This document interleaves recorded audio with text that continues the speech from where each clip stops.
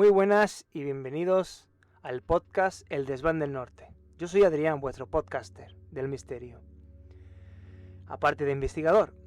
Espero que os guste el tema que voy a tratar hoy, aparte de que hoy es un día especial, es Halloween, feliz Halloween o feliz Día de los Muertos, un día que tratamos con nuestros fallecidos, un día en el que los recordamos. Y el tema hoy es un tema que afecta a mucha gente, tema que afecta a nivel psicológico, sentimental, el tema de las desapariciones. Desapariciones en las que algún familiar ha desaparecido, nunca ha sido encontrado, o si ha sido encontrado en circunstancias que no tienen ningún sentido. El tema abarca bosques, desapariciones de personas que nunca han sido encontradas, o si han sido encontradas de una manera que no tenía ningún sentido. Pero para empezar tenemos que hablar de un investigador, ex policía, que se llama David Paulides. Un investigador que lleva investigando el tema de las desapariciones muchísimos años. Y hablemos un poco de él. Esta persona fue ex policía, es investigador, escritor y youtuber. Tiene un canal en youtuber que se llama Can Missing Project. Lo podéis ver aquí en mi canal de YouTube. Para aquellos que no podáis verlo y lo estéis escuchando en vuestro podcast, o lo podéis ver en TikTok, el canal se llama Can Missing Project. Pero bueno, este hombre ha escrito muchísimos libros, sobre todo los que lo relacionan son los libros de Missing 411, libros que abarcan desapariciones inexplicables. Pero sus dos principales libros que escribió al principio, y de los que habla el tema del proyecto HOPA o Tribal Bigfoot, son los dos primeros que escribió, que hablan del tema críptido, ya que este escritor, autor y también productor estadounidense, que estudia el tema del Bigfoot, este animal que se encuentra en Estados Unidos y también en algunas partes del otro mundo, que también es conocido como el Yeti en el Himalaya. Este ex policía, que también trabajó como en un equipo de SWAT, pero después de terminar, se basó su esfuerzo y empeño en la investigación de este críptido, el Bigfoot, ya que fue patrocinado y puso todo su esfuerzo y empeño en investigar que este críptido, este Bigfoot, es real. Pero esta persona es bastante conocida por sus libros Missing 411 o Faltan 411. Son desapariciones que no tienen ningún sentido y el cual él investigó. Investigó el tema Bigfoot, incluso investigó sobre este ADN de esta criatura, de este críptido, el cual pues mandó a analizar, y de las 111 pruebas que mandó, pues dijo que hubo varias que no tenían ningún sentido, que pertenecían a un homínido, el cual no había sido pues relacionado, ¿no?, con una especie en concreto, sino una especie nueva que es conocida como Bigfoot, que no tienen muchísimas pruebas en cuanto a este tipo de ADN, ya que se fueron analizados por pelos de este animal, y el cual, por ser investigado al fondo, también recibió muchas críticas por periódicos, ya que es un mito del folclore, ¿no?, de Estados Unidos, más concretamente por los nativos americanos.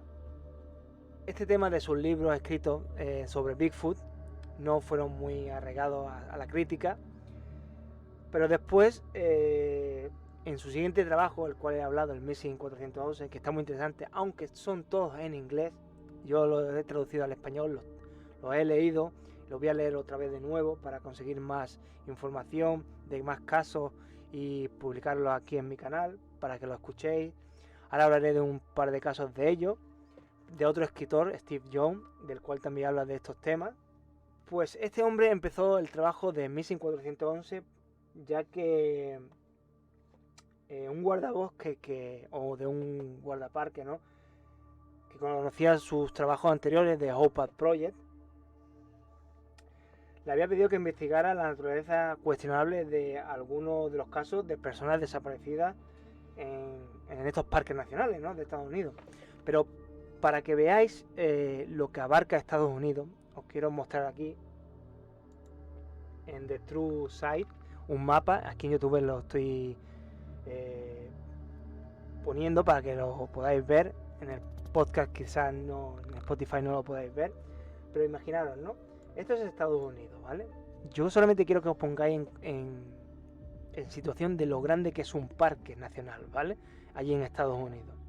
Y lo voy a comparar, por ejemplo, con España, ¿vale? Voy a poner aquí Spain, voy a escribir y fijaos, esto es España, ¿vale? Y vamos a irnos a Estados Unidos. Fijaos lo que es Estados Unidos, ¿vale? Y esto es España solamente. Estados Unidos abarcaría como 1, 2, 3, 4, 5, 6, 7, 8, 9, 10, 11, 12, 13, 14, 15. Como si abarcara 17 España, ¿vale? Yo actualmente vivo en Finlandia. Vamos a poner Finlandia, ¿cómo sería?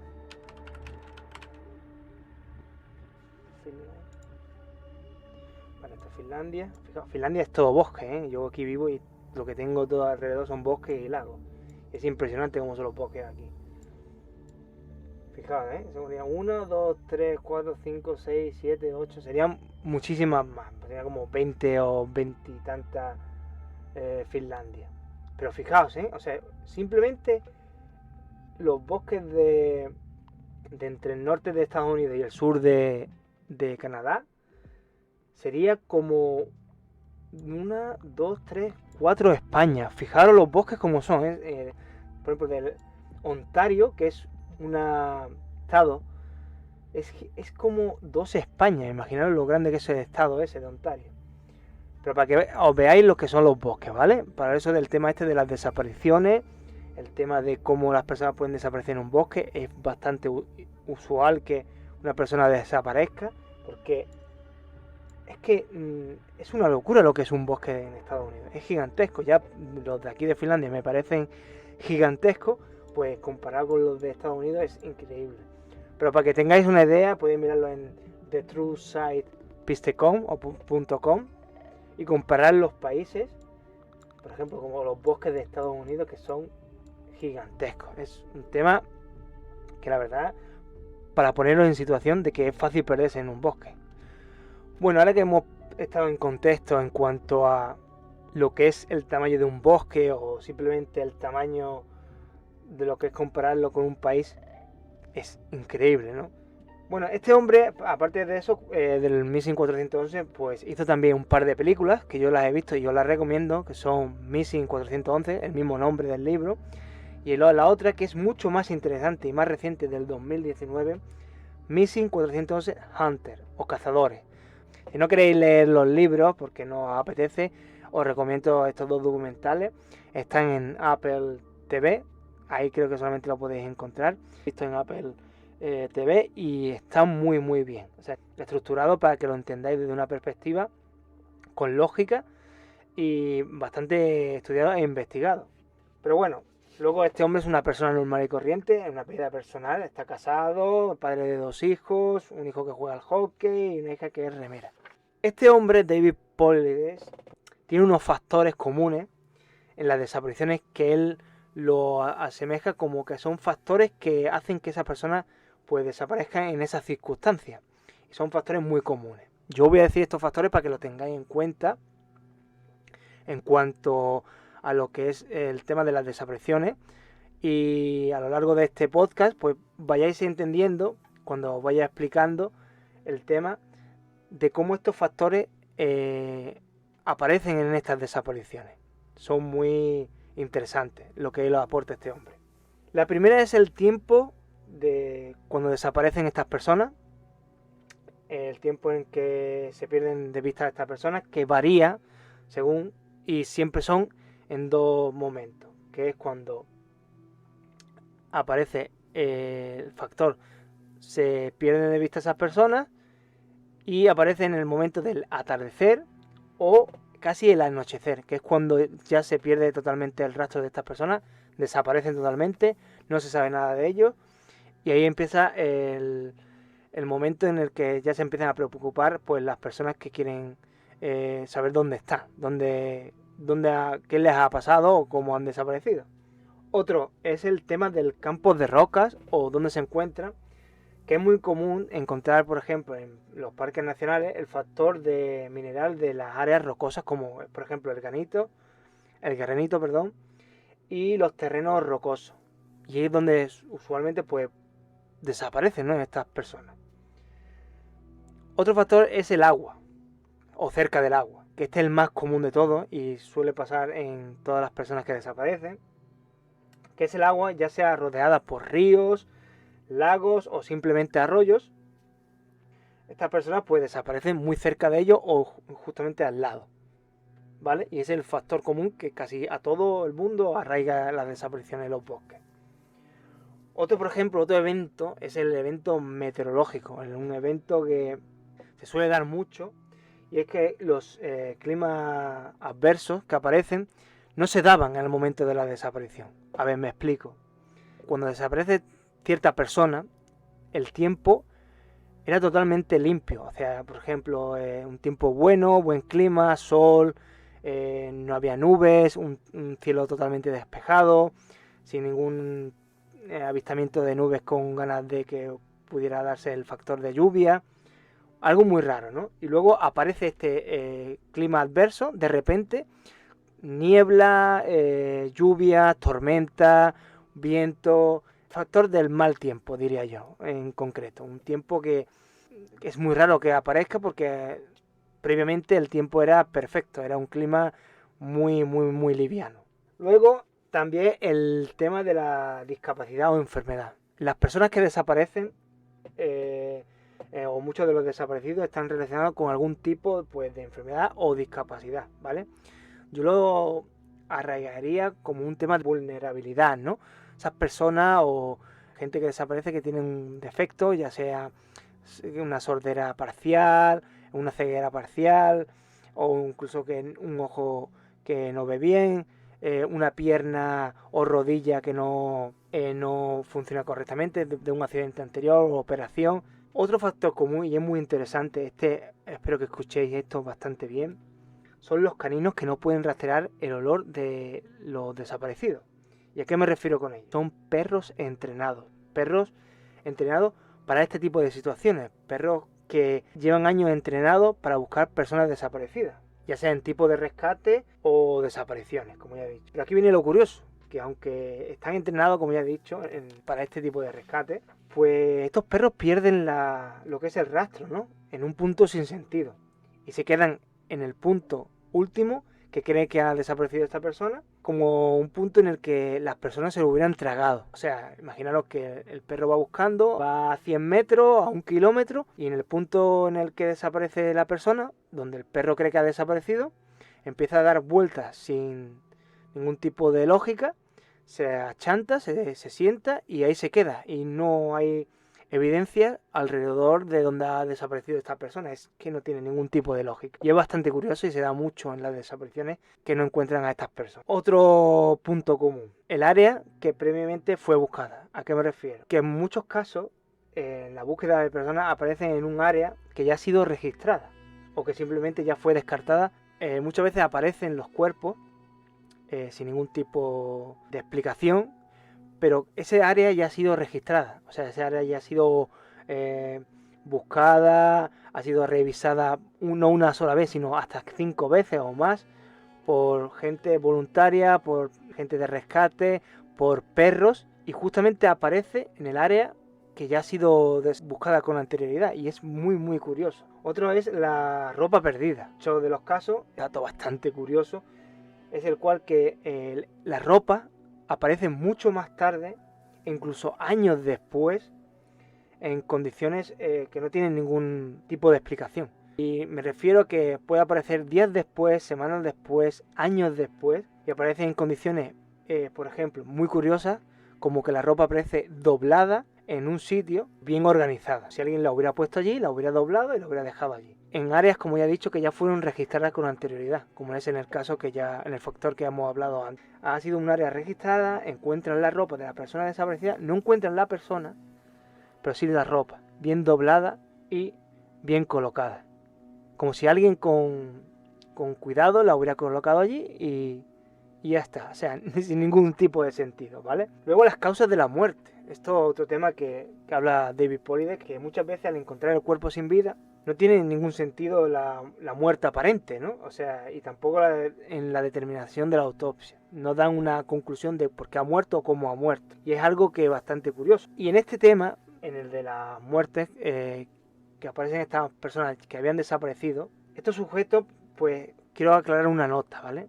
Que al encontrar los cuerpos desaparecidos, pues se encuentran en una posición inusual, como por ejemplo boca abajo, en el suelo, con el lado equivocado en el agua para que su género o con su lividez o estado de descomposición inusual durante la duración de su desaparición.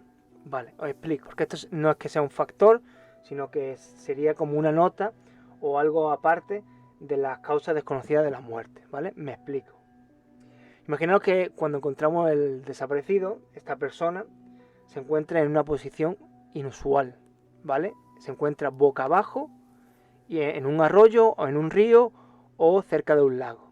Boca abajo, ¿no? Aparece muerta sin ningún tipo de sentido. Aparece simplemente ahí boca abajo, pero lo curioso es la lividez o el estado de descomposición, ¿no? O sea, tú cuando encuentras un cuerpo de un fallecido, hay un tiempo de descomposición, ¿no? El rigor mortis, que es comúnmente conocido, pero no contrasta el tiempo de la desaparición con el cuerpo de descomposición del cuerpo desaparecido. ¿Qué queremos decir con eso? Que la persona que había desaparecido durante una semana, 2 semanas, un mes, 2 meses, el cuerpo o el estado de descomposición de tal cuerpo al encontrarlo fallecido data de unos cuantos días, o sea, 3, 4 días como mucho, y no concuerda con la desaparición.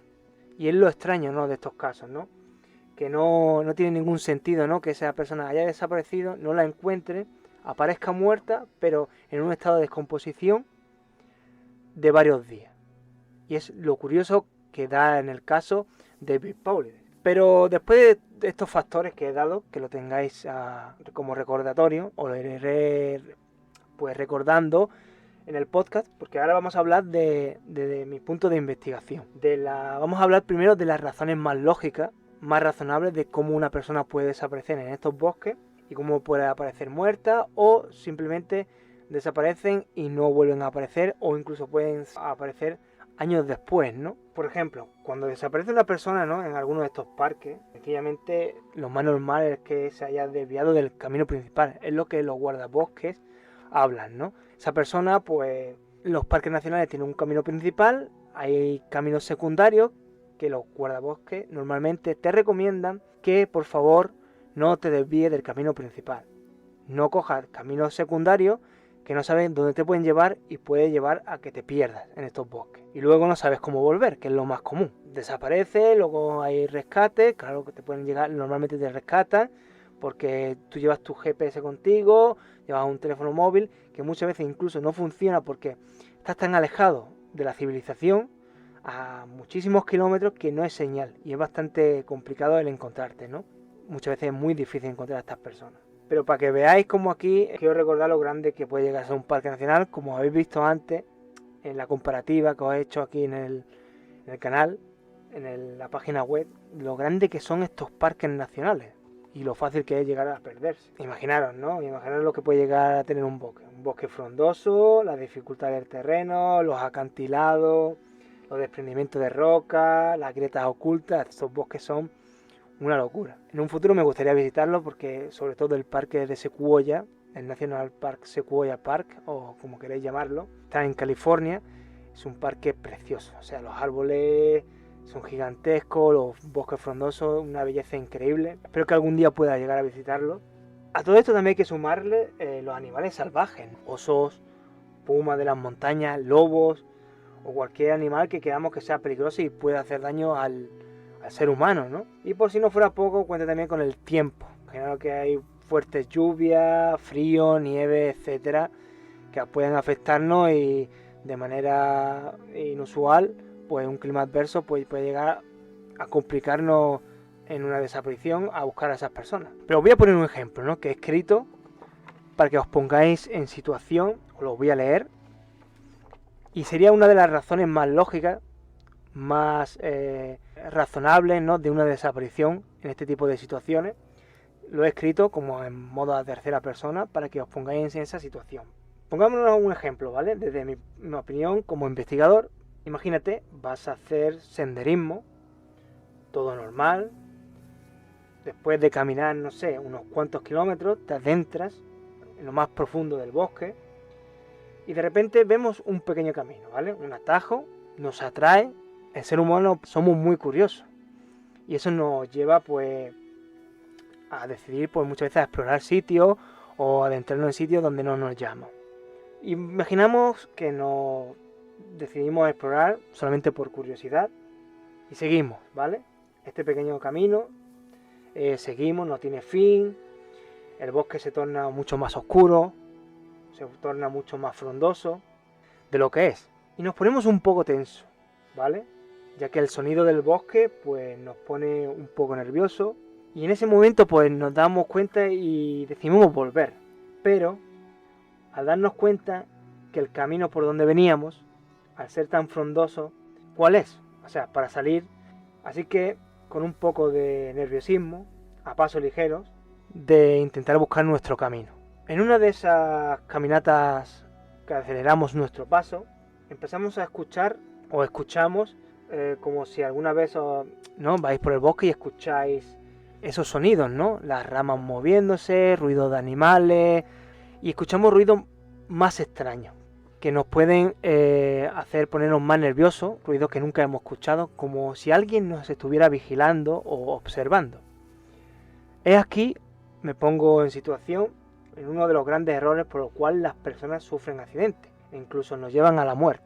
Así que siempre hay que mantener la calma. Aquí no hemos puesto en situación de nerviosismo, pensar las cosas y luego actuar, como diría yo, no las actuamos bien, ya que hay que mantener la calma y luego pensar y luego actuar, no simplemente asustarnos y actuar sin ningún tipo de sentido, que es lo que los guardabosques o los que de rescate normalmente nos aconsejan, que nos calmemos en este tipo de situaciones, ¿vale? Que los guardabosques o rescatistas nos ponen en situación y es de una de las razones más lógicas, que puede aparentar, pues, una desaparición de un accidente o incluso la propia muerte, ¿no? Ahora mismo nos encontramos, sigo con el prólogo, en medio del bosque y nos damos cuenta de que estamos perdidos.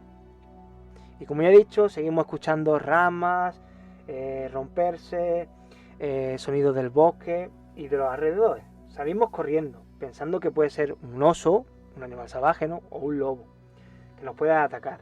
Corremos tan rápido que caemos con tan mala suerte que nos rompemos las muñecas. Sentimos un gran dolor intenso y seguimos mirando por todos lados, por si se acercara algo, ¿no?, de ese ruido que habíamos escuchado antes. Seguimos y queremos salir sin preocuparnos del dolor. El miedo nos hace seguir. Encontramos una colina rocosa. Después de caminar bastante, intentamos escalar para poder ver desde la altura dónde nos situamos.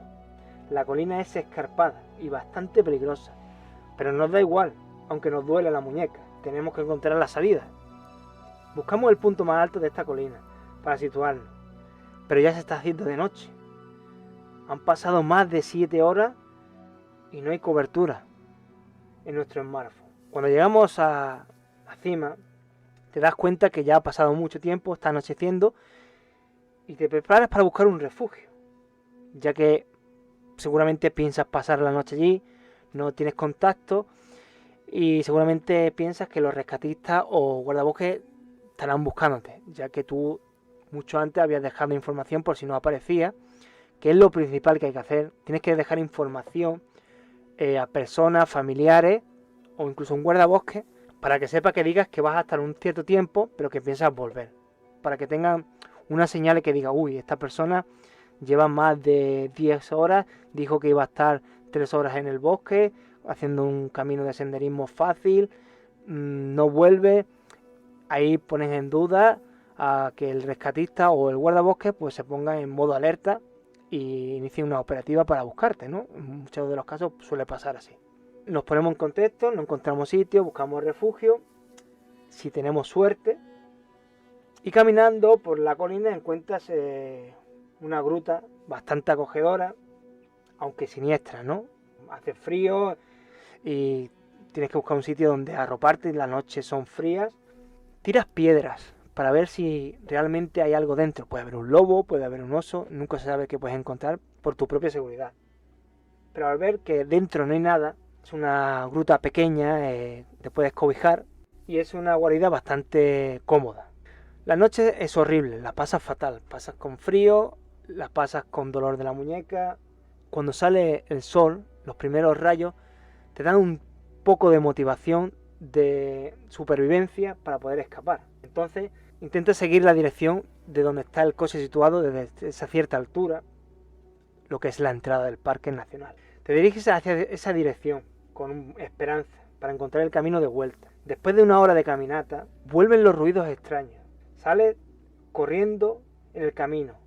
Es muy angostoso, difícil de bajar, muy rocoso, con unas pequeñas grietas, ya que estás bajando una colina muy abrupta, con muchas rocas, pero al escuchar sonido como si algo te observara, te asustas y volteas la cabeza para ver que ves algo, y te asustas. Tropiezas y caes rodando la colina. Sigues cayendo. Ves como si hubieras visto una sombra a lo lejos, pero te da igual porque sigues cayendo y te deslizas por una enorme grieta de la colina con la que estaba intentando bajar, la cual te golpeas la cabeza, quedas inconsciente y lo peor de todo, quedas atorada en la grieta en medio de una colina, en mitad de un bosque enorme y sin que nadie sepa dónde estás. Te perdiste. Bueno, para que veáis en este concepto que os pongo, por medio de los factores más razonables, el tiempo, los animales salvajes, las grietas de la montaña, la densidad del bosque, bosque gigante, etc. Para que veáis más o menos el término este de desaparición, ¿no? Pues este caso me lo he inventado yo, lo he puesto en contexto con todo lo que es más razonable. Y no solo eso, también los desprendimientos de tierra, que te pueden directamente ocultar en la grieta y ahí te quedas. No puedes salir nunca más, ya que el terreno se mueve muchas veces bastante y ya no te pueden localizar. Y es lo más, diría yo, lo que más miedo te puede llegar a dar, ¿no? Que no te encuentren porque el sitio que ya han buscado haya sido totalmente cambiado por el terreno, ¿no? Ya sea un desprendimiento de roca, de tierra, por las lluvias, etc. Luego en mi investigación os he dejado también, aparte en Instagram, queréis seguirme también en Instagram, voy a dejar fotografías e información para que le echéis un vistazo, el Desván del Norte como el canal. Ahí podéis seguirme tanto en Spotify, en YouTube también y en TikTok. Mi investigación la organizo, por ejemplo, yo lo asemejo a porcentajes, ¿vale? Es un triángulo de una pirámide de desapariciones donde pongo las cosas razonables que pueden llegar a parecer más lógicas en una desaparición y las no tan lógicas. Aquí en este término de razones lógicas, un 20 o 25% entraría un apartado, ¿no? Que para mí son los asesinos seriales. Estos serían los más crueles, ¿no? Lo que yo, en mi opinión, sería que estos asesinos, al ser seriales, utilizaría el modus operandi, ¿no? Del bosque, como un coto de caza, ¿no? Diría yo, donde acecharían pues a sus presas, que podrían ser presas bastante vulnerables, ¿no? Ya sean niños, personas que tienen problemas de oído, de vista o problemas al caminar, problemas de piernas, etc. Muchas veces yo pienso que los asesinos seriales, si ahora que ha estado de moda el Jeff Dahmer en la serie de Netflix, este asesino en serie, ¿no? Que es una persona normal, es una persona que podría pasar por cualquier persona normal, tu vecino, el que trabaja por ejemplo en un supermercado, pues hasta un familiar podría ser. Pero para que os dais cuenta que no hay que fiarse mucho de las personas, y ese es un miedo que muchas veces nos hacen dudar, ¿no? De que parece muy buena persona, pero luego dentro de nosotros nos hace como decir, esta persona parece bastante rara, ¿no? No me agrada mucho. Y por ejemplo, yo diría que estas personas, estos asesinos seriales, utilizarían una persona de que quiere hablar contigo, te puede llevar al bosque a caminar o simplemente acompañar y luego utilizarte y, como no, asesinarte. Aunque muchas veces también, como he dicho antes, tienen que ser muy buenos este tipo de asesinos seriales para intentar de que los perros no rastreen a estas personas desaparecidas, ¿no? A estas personas que fallecen y y luego aparecen en el lugar que había sido revisado y no tiene ninguna lógica, ¿no? Por eso también digo, ¿no? Pero muchas veces los asesinos seriales utilizan un método que se asesinar a la persona y ocultarla en medio del bosque y que nadie la encuentre, ¿no? Es otro de los factores, ¿no? Estos asesinos seriales son una de las teorías que yo también daría como válidas, ¿no? Como razonables, ¿no? Otra teoría sería, por ejemplo, las sectas, ¿no? Las sectas estas satánicas o sectas que hacen sacrificio y utilizan a ciertas personas, ¿no? En el bosque, que las atrapan y luego las utilizan como sacrificio. Es una de las teorías también válidas, ¿no? Que podría ser en este mundillo de las desapariciones, ¿no? O incluso otra teoría, tráfico de personas, ¿no? O sea, me extrañaría, ¿no? Que utilizarían a este tipo de ciertas personas, ¿no? Con problemas como de oído, de vista o enfermedades que no tienen ningún sentido o que tienen algún tipo de trastorno como autismo o un déficit de coeficiente intelectual muy por debajo de lo normal. Sería muy raro, ¿no? O también los asesinos seriales estos que abusan, etcétera.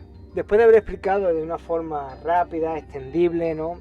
Acortada, aunque se hace largo porque esto es un tema muy complejo, de cómo una desaparición puede ser desde un simple despiste en medio del bosque, un tropiezo en el camino, un acantilado, una caída o un accidente en la montaña o cualquier otro tipo de cosa lógica que te haga desaparecer en el bosque. Vamos ahora a abarcar el tema ilógico, ¿no? El tema de lo misterioso, lo de que no tiene razón, factores, por ejemplo, que David Paulides habla. Este es la persona, este es David Paulides, aquí lo tenéis, podéis verlos en mi canal, aquí en YouTube. Este es el hombre, ha escrito todos estos libros, Missing 411, y en el que él habla del tema Bigfoot, ¿no? Como una teoría posible, ¿no?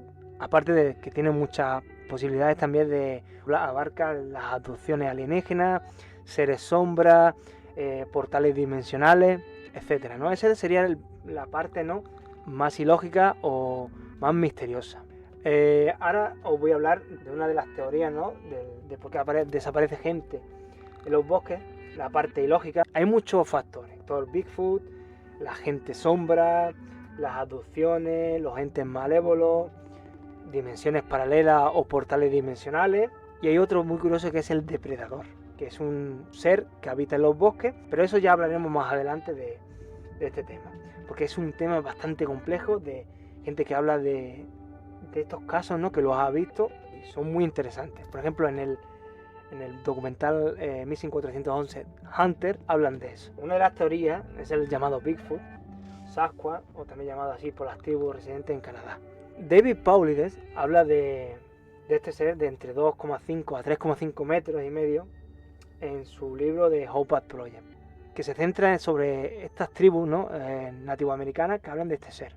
Y dice que podría ser el causante de estas desapariciones, o quizás de sus muertes. Aquí me gustaría resaltar que la leyenda del Bigfoot es muy antigua, ya que era relatada, como he dicho, por los antiguos indios nativos americanos. Ahora me gustaría hablaros de un tema, de una historia que aparece en un libro que se llama The Wilderness Hunter, y es escrita, por si no lo sabéis, por uno de los presidentes de los Estados Unidos de América, el presidente Theodore Roosevelt.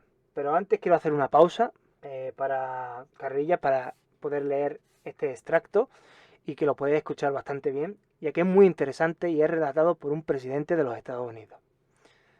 Así que ahora volvemos.